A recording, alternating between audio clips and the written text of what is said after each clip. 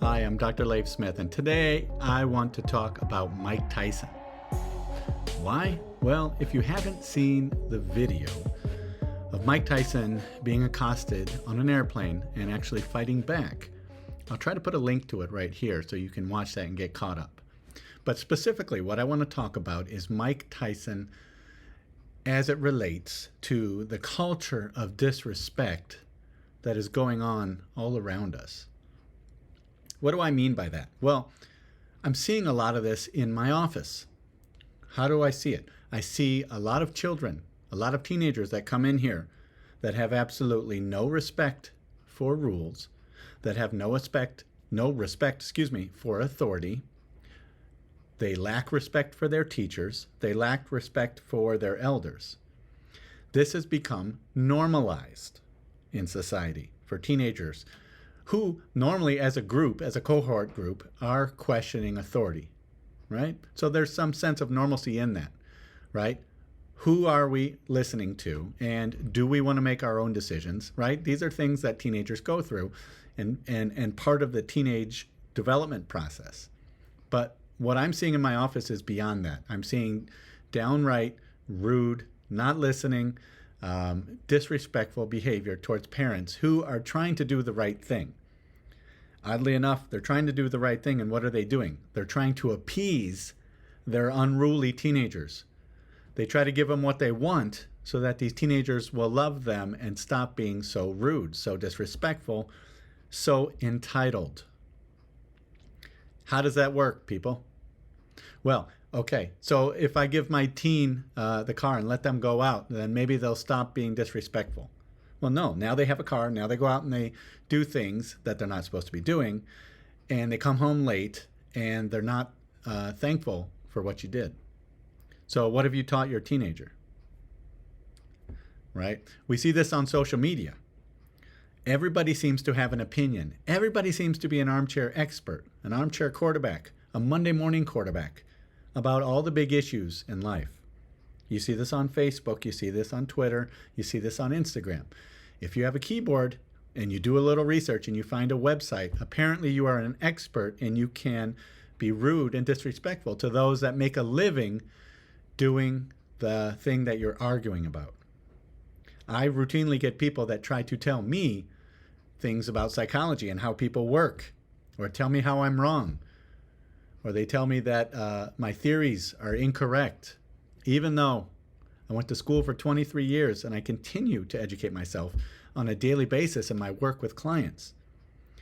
But for some reason, because of the expanding social media and because social media is such a huge embedded part of our life, everybody's allowed to have an opinion. Everyone, no matter the uneducated, the diseducated, the uninformed, the ill-informed, everybody's allowed to have the same loud voice about issues. And that comes to be normal, right? It also becomes normal to be disrespectful online. There's a lot of people out there that communicate like they text, right? So they talk to you in these short, abbreviated, rude ways, methods that you wouldn't do in person. In person, it's yes, please, no thank you, sir, ma'am, things like that. Normal discourse that we would do. It doesn't happen in social media. Everything gets abbreviated. Everything becomes a meme. Everything becomes shorter, right? More disrespectful. We're seeing it with authority figures. So teachers are not afforded the respect and the honor that they were in previous generations.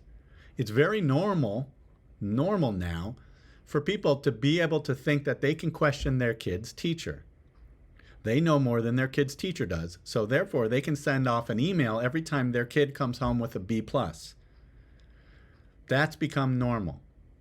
And so now teachers have to live in fear of repercussions every time they want to discipline a child.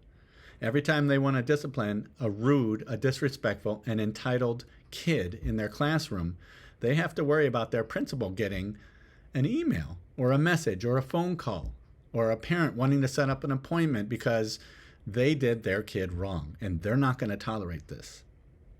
That, everybody, is entitlement. Where is the respect for teachers? Where is the respect for authority figures? And don't get me wrong, I'm not talking about normal questioning of authority. You don't want to just inherently walk around and because someone has an honorific, you just totally give up your opinion and everything to them. I'm not talking about that.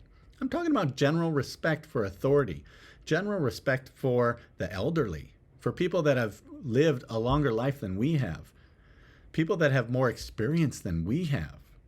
This is one of the reasons I love martial arts.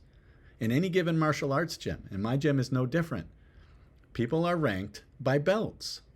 Why are those belts important? Those belts indicate experience. They indicate wisdom levels.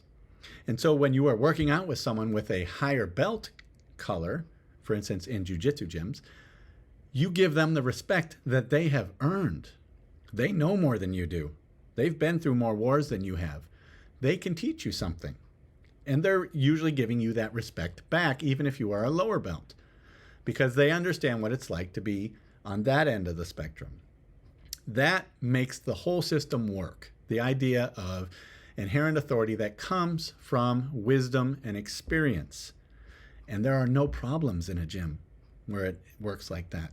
There are problems in real life where we don't respect our teachers, when we don't respect our authority figures, when what we hear in politics is polemics, right? Everything has to be left wing. Everything has to be right wing. What happened to respecting opinions? What happened to moderation? What happened to understanding things and listening and normal civilized discourse? What happened to it? It's gone.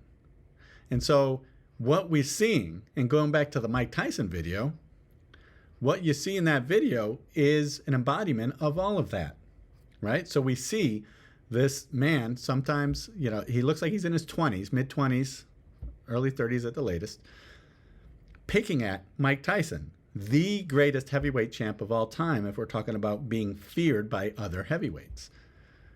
So the most devastating puncher of all time.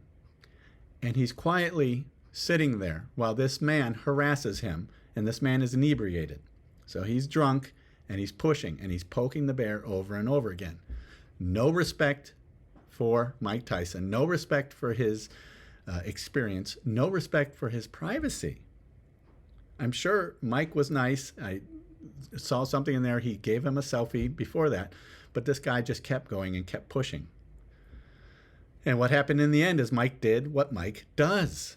Mike is a fighter, and if you push a fighter, they're going to fight. That's what they do. So in the end, this guy gets bloodied, and what we're probably going to see is lawsuits, and we're going to see bystander lawsuits, and everybody's going to feel entitled to now try to get some money out of this situation, because we live in a culture where disrespect is normalized. That is not normal, and nor should it be. In society, we need to get back to basic compassion, basic honesty, and basic civilized discourse and respect for each other. We're not seeing that. Everybody's a keyboard warrior. Everybody's an authority. And nobody is respecting people that have put their lives on the line. Nobody's respecting these teachers that are day in and day out working their butts off to educate our youth. I'd like to see more of that. I'd like to see more honor, like I do at my jiu-jitsu gym.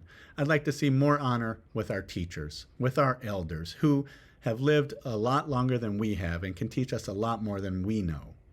I'd like to see more respect for parents who are trying to guide their children to become well put together, high-functioning adults. But we're not seeing that. I would like to. So I'm going to try to do my part. And my hopes that you today listening to this video, watching this video, you can do the same so we can disassemble this culture of disrespect and start building it back up, a culture of respect and honor, where we leave people alone, where we don't poke the bear, where we don't try to find ways to get money out of celebrities on an airplane flying to wherever. I'm Dr. Leif Smith. Thanks for listening to my little rant today on Mike Tyson and the culture of disrespect and the normalization of disrespect in today's U.S. society. I hope you are a subscriber. If you're not, please hit that button. And I will see you in the next video.